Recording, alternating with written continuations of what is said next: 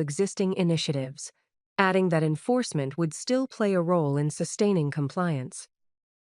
ESA is a plus to Ikeja community because you can see the compliance everywhere. There's no traffic of vehicle, and people came out, willingly to clean their environment. This is one of the markets in Ikeja.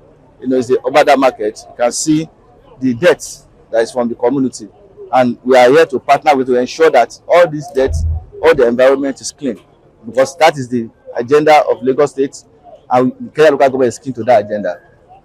The sanitation exercise, held on the last Saturday of every month between 6:30 a.m. and 8:30 a.m., is part of the state government's efforts to promote public health, environmental sustainability, and restore a culture of cleanliness among residents.